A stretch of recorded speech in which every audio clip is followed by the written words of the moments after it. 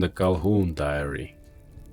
Found in the cedar box beneath the lowest stair on the Collins Ridge cabin, Ozark Mountains, early spring, storm season.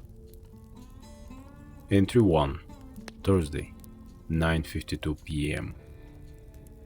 Barometer falling, thunder shouldering north along the ridge. If you found this, don't skim, read it like the rain depends on it. I'm Nick Calhoun, Austin Fire Department, Engine 21, 35, married to Lena, father to a 6-year-old named Miles, who thinks firefighters live at the station and eat pancakes all night.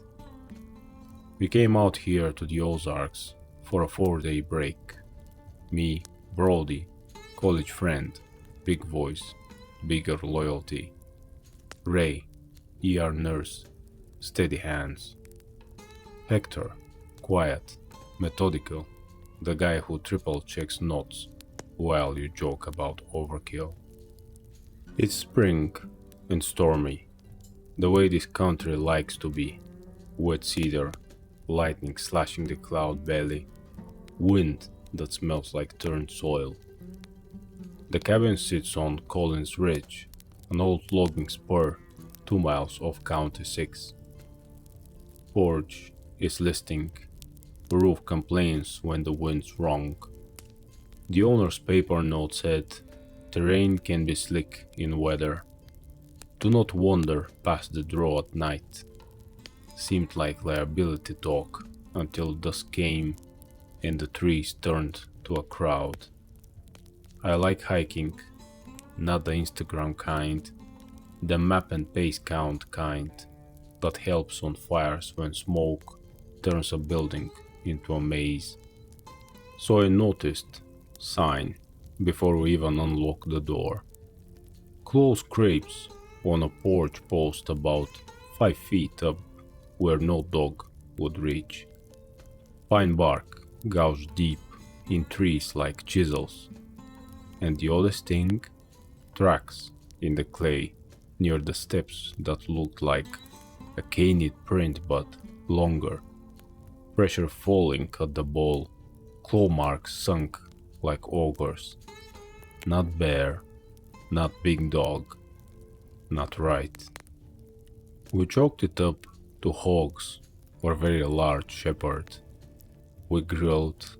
We told a story about the time I went through a kitchen ceiling and landed in a bathtub full of black water and Christmas ornaments. Normal laughter, the kind you make loud on purpose. Then the breathing started. Not ours, outside, close. A slow draw and push, fogging the kitchen window. Then moving along the wall like a man running a hand across a clapboard. You could feel it in your own chest, like your lungs wanted to sink and failed. A weight shifted on the porch boards, not a step, more like something planting itself down to watch. Coyotes? Brody tried. They don't do that, Ray said quietly. Coyotes yip and move. They don't listen.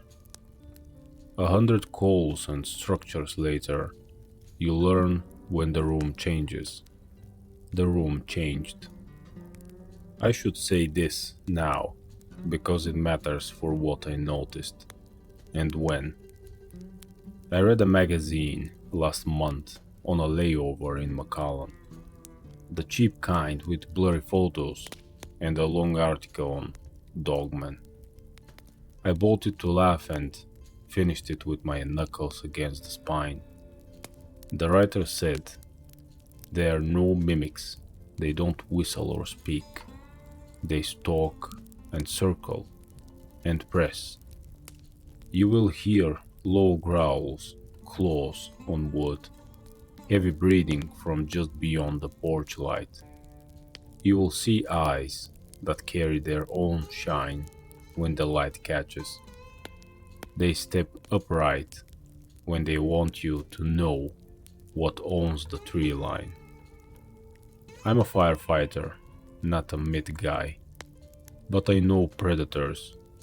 The story stuck to a part of me my jokes don't reach. So when the low growl threaded through the boards, not loud, just deep, like a truck idling 2 houses over, we went inside and latched the door.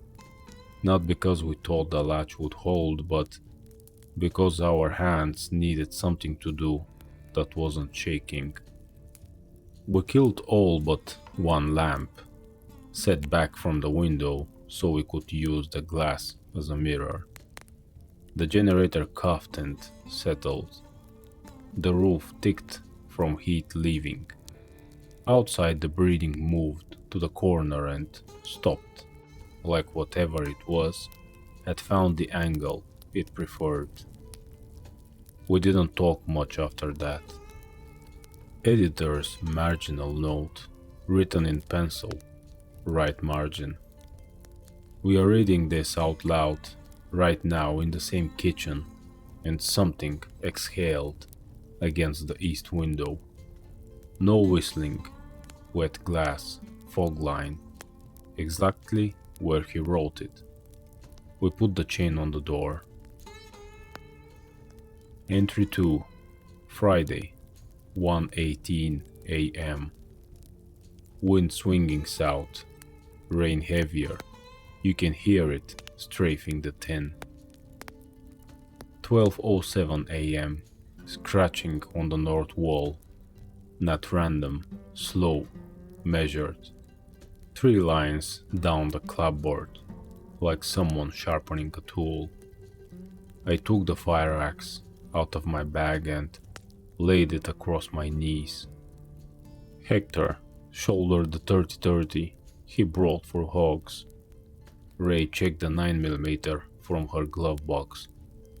Brody has a flare gun with 3 rounds because he thinks like a river guide when he's sober and like a river when he's not. Tonight he was sober. 12:22. Footfalls across the roof. Heavy but placed, as if it knew where the rafters run. Across Green Creek, then silence. Dust dropped in a sift. The generator smothered to a choke and died. In the quiet, you could hear rain beads rolling from eave to gutter like beads on a string. The footfalls repositioned above the door. 12:30. Another set of claws on the west siding. Scrape, scrape. A snort. We looked at each other because one thing can circle a cabin, 2 things circle from opposite sides. 12:37. Eye shine. Not an animal. Flash from a light sweep. We didn't sweep. We held still and let the lamp throw a circle of honey on the table. In the window's reflection, 2 silver coins hung low behind us and blinked once, slow, as if irritated by gnats. The eyes rose upright to where a tall man's would be and moved left without the rest of the body breaking the plane. I had the sudden, irrational thought of hinges where shoulders should be. 12:41. Breathing at the door seam. Moisture running under the threshold. The doorknob didn't turn. That's something I want written down. A man tries a knob. A thing that owns the yard doesn't. It waits. Ray whispered, "It's picking a line." "What?" Brody said. "A line to take when it breaks," she said, voice in its own splint. We made rules right then, the kind crews make without thinking. Nobody opens the door for any reason. One light set where we want it. No names above a murmur. Predators key on what repeats.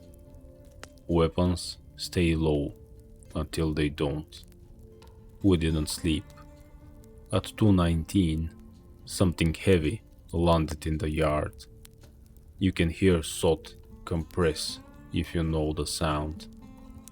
At 2:31, a third set of claws tested the south wall. This isn't a fairy tale. This is the part where math ruins you. 1. Hunter you can plan around. 2. You can triangulate. 3. Means you're the center of a shape you didn't draw. At 3:03, all the sound left the night at once, like someone took the stylus off a record.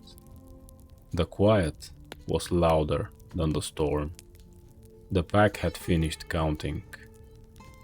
Editor's marginal note. Still no voices, no tricks, just circling. At 1:05 a.m., our roof popped the way Nick described. We moved the lamp on the center of the table. The east siding now has 3 fresh gouges, about 5 feet up. We can fit our fingertips in them. Entry 3, Friday, 3:45 p.m. Daylight makes liars of nights and men. We took inventory after the kind of sunrise that looks more like a bruise fading. 2 pistols, race 9mm, Brody's 380. 1 30-30, my fire axe, a camp hatchet, 2 cans of bear spray, a coil of paracord, 3 flares, 1 in the gun, 2 in the drawer, headlamps, a field kit, duct tape, patch kit, tire pump. Food's fine, water's better. Radio in the cabin is old, CB on a car battery or weather. We tried it, got an old AA crackle and the farmer warning about low water near Alum Fork. No help, no hoax, just the world grinding on as if a set of upright wolves hadn't traced our footsteps. We checked the yard in the rain. If you look with the right eyes, mud tells the truth. Tracks by the porch, not dog. Long, deep, weight carried forward. The claws had sunk a 1/4 inch, curved like ice hooks. Stride too wide for a quadruped, and that depth bipedal in places, then down to all fours where the ground slopes. 2 sets near the door, parallel where they liked the listening angle. A third set along the east wall where the scrapes are. Hector squatted in the wet end, traced the pad oval with his finger, and didn't say anything for a while. Ray-backed coarse dark hair snagged in a splinter. It smelled like wet iron and a mangy candle. We found sign in the trees, bark scorched shoulder high, sap still weeping, a broken sapling laid across a game trail like a gate. Farther out, a trackway of prints in and out of the softer ground where the spring feeds the draw like invisible men stepping from puddle to puddle with purpose. No stacks of rocks, no charms, no bones hung in trees. Just territory marked the way jawed things mark it. I said, we need a plan. Fire thinking isn't everything, but it's something. We strung noisy stuff on paracord at knee high, pot lids, bottle chimes, a cooking grate, Not because it would scare anything, but because alarms buy seconds, and seconds stack into chances. We staged water buckets. We soaked gunny sacks to smother embers if we had to throw a quick cold fire line for smoke. We talked through angles and lanes and decided if something came through wood and bone, we would not break line. We would fall back, room by room, together, not turn the cabin into a three-way crossfire that killed one of us in our own doorway. Then we made the choice that felt like the stupidest clever thing we'd ever do. Wait until morning to try the jeep, patch if needed, and walk if we had to in daylight. At dusk, the breathing came back. It shifted around the house at walking speed, then slow, then stop. The rain blunted the sound, but not the sense of being drawn on. The pack stayed outside the chimes, avoiding them like it had marked them on a map. Intelligent, not like a person, but like a wolf with two extra moves. Every 15 minutes, the roof ticked where weight crossed a beam, and every time it found the beam cleanly, like it had learned the structure by ear. No voices, no whistling, just presence, and the kind that blows the oxygen out of your lungs without touching you. When full dark set on the ridge, the eyes showed again, 6 of them, 3 pairs at the edge of our reflected room, low then rising so the glint slipped higher than a man's brow. Growls stitched through the siding, claws tapped on the porch floorboards, like someone working a worry coin. Teeth clicked once, that sound of bone touching bone a dog makes before it goes. We held line. Editor's marginal note. We've now heard 2 sets on the roof. Something moved along the beam above the hole and paused over the door. We have the 30-30 and the 9mm, staged as Nick wrote. We scooped the lamp back from the window. The glass had a film of condensation with 2 vertical streaks, like claws dragged slowly downward. Entry 4, Friday, 11:49 p.m. Second encounter. I'm going to write this fast and clean and in order. 9:58 p.m. Bottle chimes on the north string. Ping. Then nothing. The south string 3 minutes later. The west string after that. 3 points. Not random. Triangulation. 10:06. A shadow larger than the window frame crossed the kitchen glass in our reflection. You could see the line back her shoulders, the taper, the coarse fur in the lamplight's mirror. It stopped where the door meets jamb. Brett buckled the light. You could see its chest, even though there was a wall between.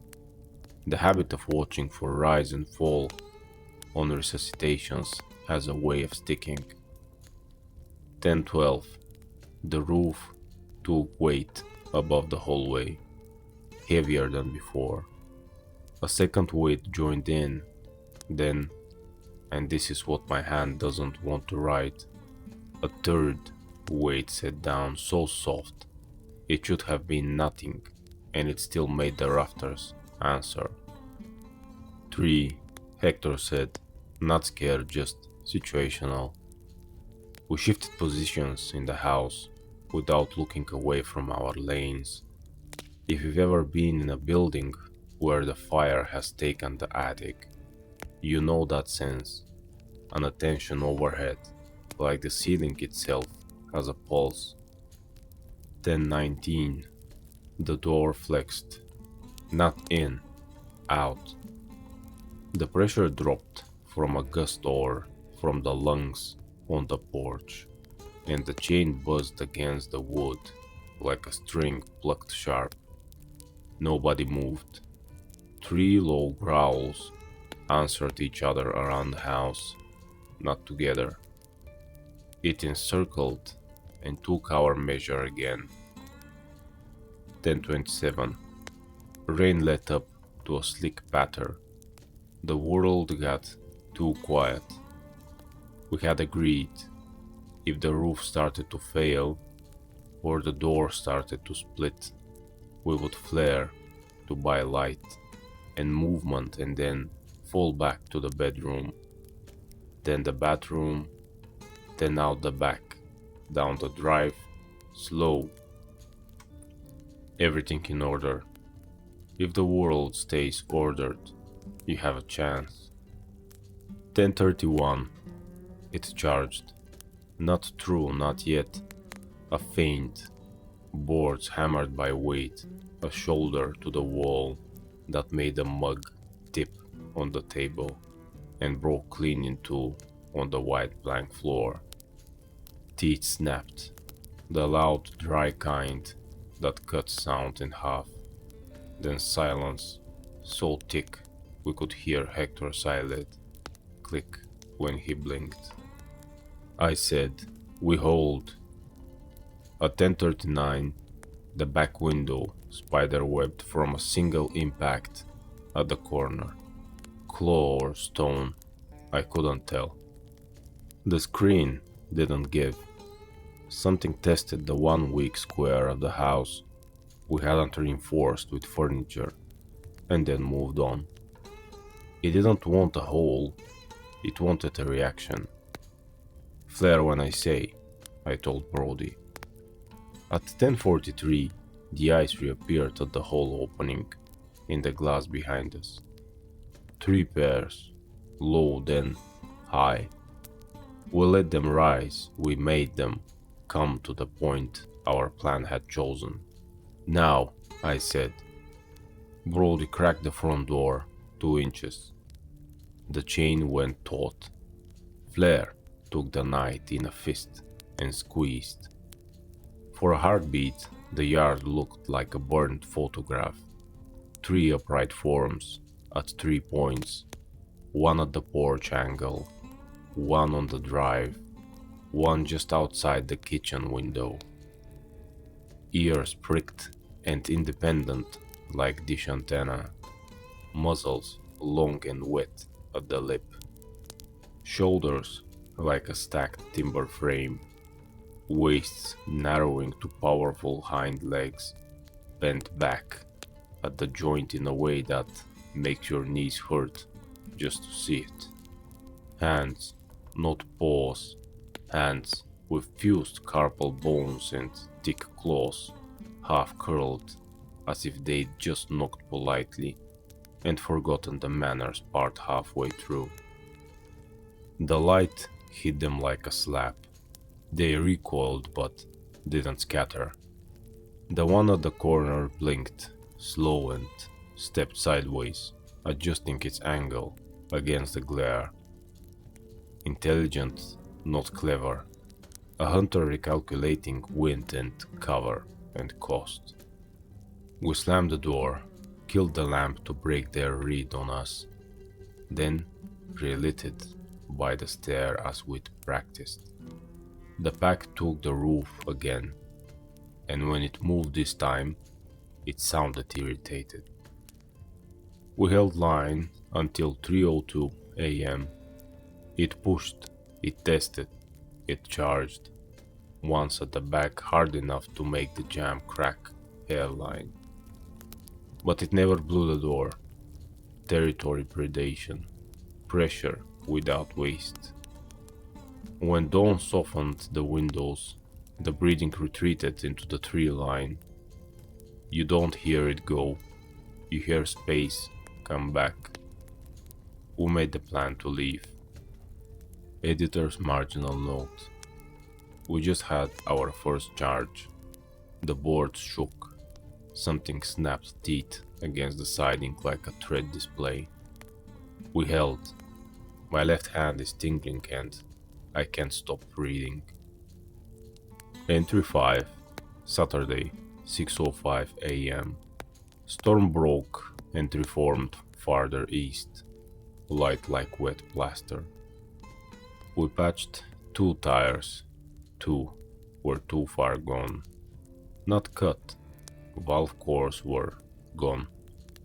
I found 3 of them lined on the porch rail, wet as fish eye, as if set there for a lesson.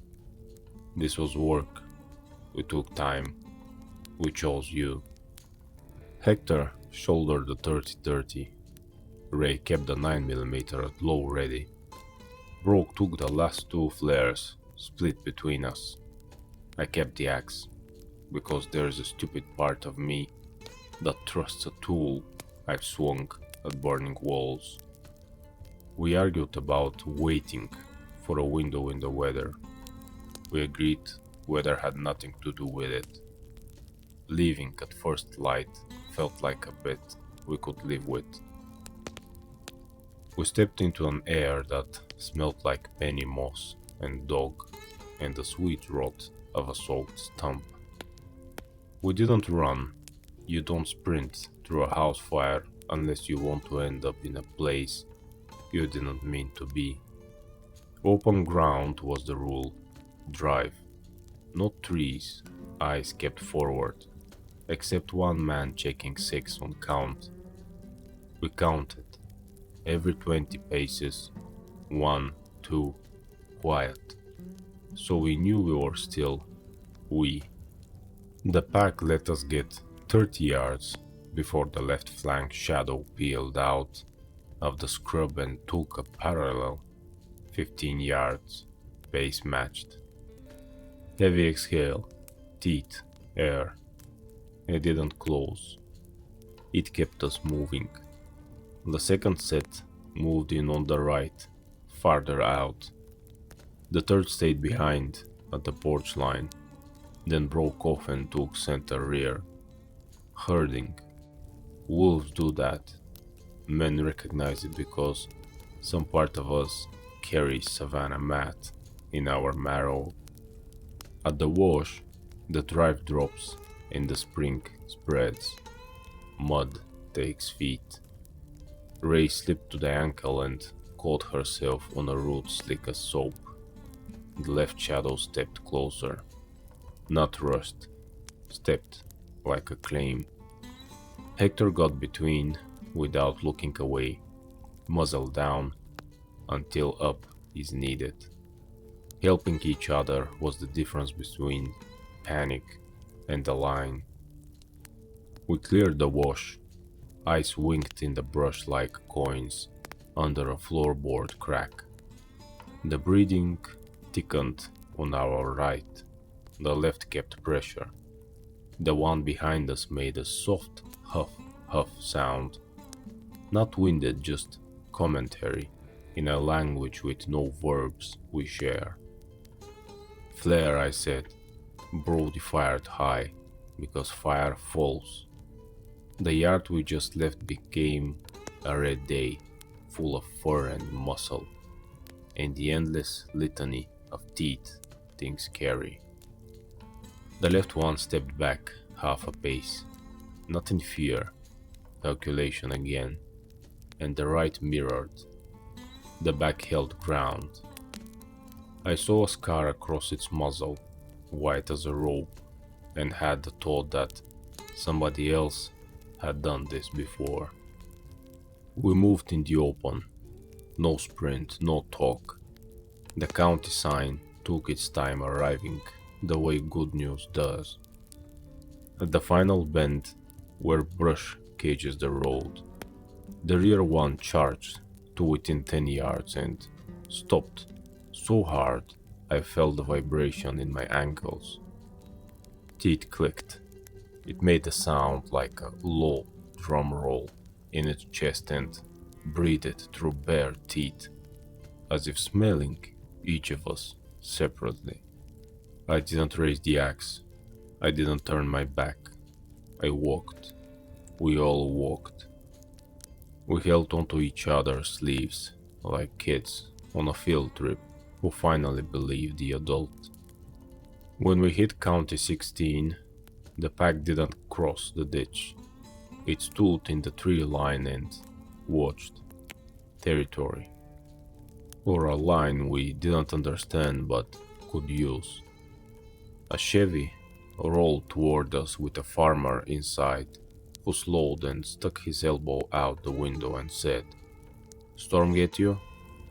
Because that's what people say when other possibilities feel like asking for trouble. We made it back to his place. We called the owner. We used ordinary words to describe an unordinary night. He listened all the way through and said, "Some places were old before we were born." I wrote this in his kitchen on a table scored by 1,000 knife cuts, and men who didn't know where to put their hands. I thought I was done. At 2:19 a.m., in the farmer's house, crosses on the wall, calendars with calves. The porch boards took weight and didn't match the shape of his wife. A low growl settled against the door jamb and stayed until 3:01, then left without leaving. The farmer's hounds didn't bark. They pressed their bellies to the tile and whined as if the air was wrong. So I'm leaving this diary where you found it, in the cedar box under the lowest stair at Collins Ridge. If you're reading it now, stop before dark, or finish fast and act like your life depends on discipline. Dogmen do not talk, they do not whistle, they do not knock to be cued. They will circle you, press you, count you and run you like stock until you break line or reach a line they won't cross. Keep on light where you want it. Don't flush windows. Use fire for light and space, not to fight. Watch the beams in the roof. Don't run unless you must. Help each other. A hand on a sleeve is a kind of life. If dawn comes, leave in the open. If you hear your fear, say look back. Don't. If you think you can outrun them into the trees, you can't. Distance is a number they choose. Nick Calhoun, AFD, Engine 21. Give my boy a pirate sticker if you meet him. Tell him I stayed with my crew and we walked. Editor's marginal note. Trembling hand. We finished entry 5 30 minutes ago. We heard breathing at the seam by the hinge. It put its claws into the siding and dragged once, slow like underlining. We can see eyes at 2 angles in the window's reflection, and sometimes a third above the hallway line. No voices, no whistles, only pressure. We have 2 flares, and we move the lamp off the glass. We're leaving at first light, sleeves held. If you're reading this after us, keep the rules. Put this back where you found it. Lines keep more than fire from crossing. Addendum. After the road. Typed while coffee was cold. Rain thins to a mist like bread. We did it Nick's way. Open ground, no sprint. Count every 20. The pack kept pressure, but didn't close when we stayed in the wide. At the sign, something in the brush made a sound like teeth on wood, and then stopped. The pickup came, the driver said, "Storm get you?" And we almost laughed because everybody says that. We stowed the two remaining flares in the drawer by the stove where Nick said they'd be. We didn't pocket the valve cores lined on the rail. We put the diary back in the box. The cabin smells like wet cedar, oil, and the metal bread that tells you a predator has been swapping air with you. If you open this box after us, don't call out, don't bang back.